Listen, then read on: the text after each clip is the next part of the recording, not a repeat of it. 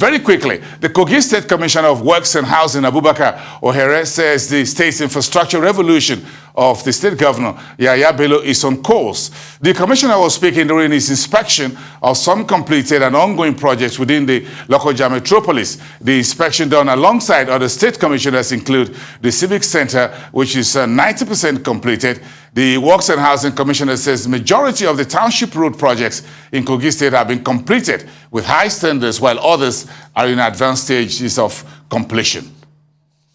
Let's widen the conversation into broader, where countrywide, Nigeria's President Muhammadu Buhari has started the new year 2022 with some activities on the economic front, which includes the appointment of new boards for the NNPC and the new regulatory bodies in the upstream and downstream. Mr. President has also okayed the establishment of the Nigerian Diaspora Investment Fund. Now, tracking these and a few other latest developments for us on the show tonight is the development economist, Prof Ken Ife from our Abuja studios. Great to have you on the show tonight, sir. And this is our first interface in the new year, so we thank you so much for your time. Thank you. Thank you for having me. Thank you. How important can the establishment of a diaspora investment fund be towards capital mobilization for critical investments in the local economy? Extremely important. Why? Because at the peak, diaspora remittance was registering over $26 billion. But that is what is visible. I believe that it could be as high as $35 billion. And in all respects, much higher than government revenue.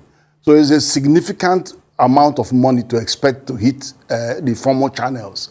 Now, I remember there was a time we did diaspora bond, and I was in a meeting in the National Assembly where all the diaspora I saw there were angry that they didn't even have a look in. So I said they have to look towards the investment side, diaspora investment fund. And I'm glad that that has come. And I have to tell you that if this is properly managed and we have a board of trustees, independent trustees that will be making very important decisions to give confidence to the diaspora to invest in it, we are going to be looking at massive amount of money to hit the ground. And we need these dollars. Right now, we need them because what is going to play out the whole of this year is not going to be funny. It's going to be tougher. The currency will be much more difficult to get. With the Fed raising their interest rate, is going to be a lot of pain for everybody, private and public sector alike. So we do welcome this. And to give you an idea of what could happen with this, if this money was available, part of it could be going to infrastructure company, which is a world-class company that is heading out with 1 trillion capitalization from government, heading out to look for 14 trillion to make it 15 trillion. That will be a very high priority for this fund. You could also go to areas like NNPC when it comes to the market. And we can't wait for NNPC to come to the market because that will bring international world-class management on NNPC. And then you remove a lot of hands on the tail. And they can go to the market to raise the money that they want to use to do all the things they want to do. And then you have a higher degree of public participation in the management of the primary industry in our economy, looking after all our oil and gas interests. So, and then many other things. You could see them channeling investments in areas that connect to the diaspora. For example, fintech, agri-tech, education tech, medtech, biotech, to all kinds of areas where they themselves in the diaspora will be playing with, because they don't have to come to Nigeria and leave their jobs and their income, but they will be there working in this cyberspace. Okay, very quickly to invest, and then they will also help export. Very quickly, Professor Ife, the Ministry of Finance and the Central Bank have brought in a new chairman and directors for the Nigeria Commodity Exchange. How critical or important was this latest move? No, this is very good actually, because don't forget that in the 90s, they abolished the commodity exchanges because of part of the advice from the IMF at that time.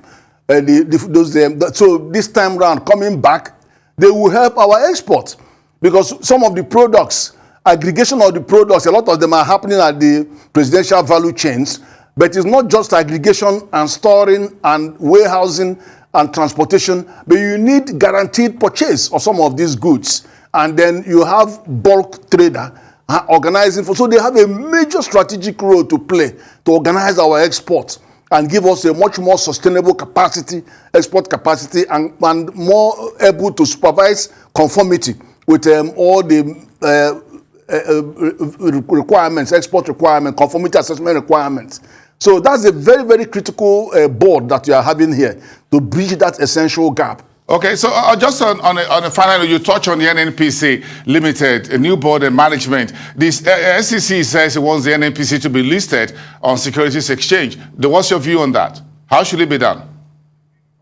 No, I think it will be a major game changer for the economy, because this is, whether we like it or not, at least for today, NNPC controls a huge proportion of our economy, and we need more investment.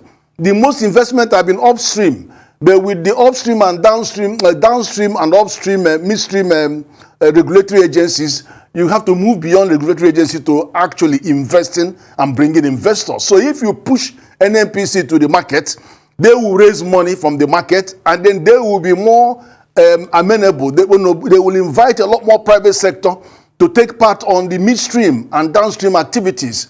Let me give you an example. NNPC has been trying to get ethanol into the system, and they acquired over 20 to 30,000 hectares in about 10 states. In fact, they want to go to as many as 30 states, and they are prepared to put 30% equity participation there. But all of these things will receive huge impetus if NNPC really transforms into a PLC quoted in the market.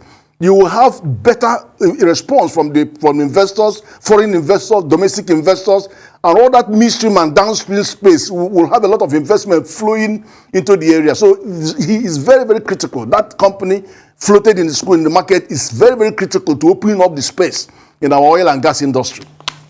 We thank you for those insights, Professor Ken Ife, development economist. Thank you so much. Have a wonderful evening, and see you next time. We appreciate it.